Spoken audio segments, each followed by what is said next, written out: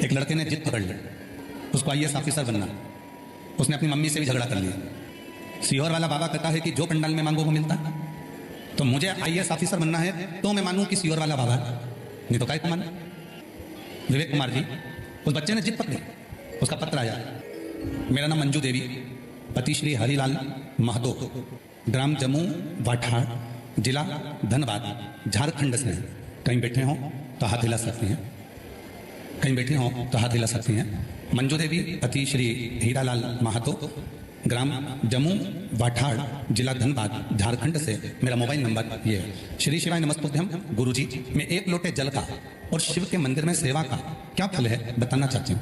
बाबा के मंदिर की सेवा, हम शिव के मंदिर की सेवा करते हैं, रोज जल चढ़ाते हैं, बाबा से विनती करते हैं। हमारे गांव में, गांव के मंदिर में ज्यादा कोई मंदिर नहीं जाता था, पर जब से आपकी शिव पुराण की कथा गांव के लोगों ने सुनी, तब से वो मंदिर जाना प्रारंभ कर दिया। अब हमारे गांव के मंदिर में लोग जाते हैं। गुरुदेव, मेरे 2 बच्चे हैं और दोनों बच्चों को एक ही बात कहती हूं कि शिव के मंदिर में जाया करो, जल चढ़ाया।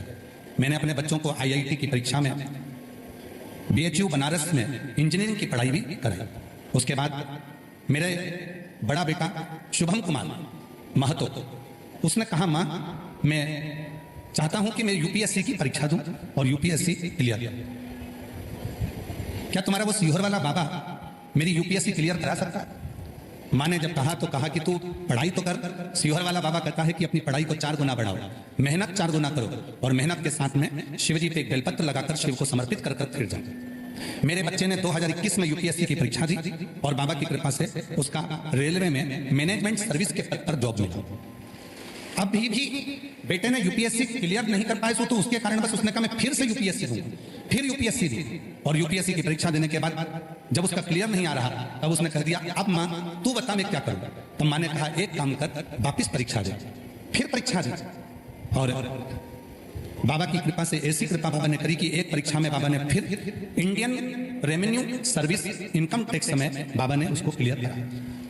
फिर बाबा की कृपा से उसने फिर वापिस परीक्षा दी और बाबा की ऐसी कृपा हुई गुरुदेव कि उसने यूपीएससी क्लियर करा, 142 अंक लेकर आया। और बाबा की कृपा से देवघर की कथा के पंडाल में बैठकर उसने कथा सुनी, वहां की मिट्टी को नमन करा। और जब बाबा की ऐसी कृपा हुई कि मालूम नहीं 3 महीने में बाबा ने कथा में क्या कर दिया कि 142 अंक लेकर वो आईएएस ऑफिसर बन गया। मैं शिव को नमन करता हूं।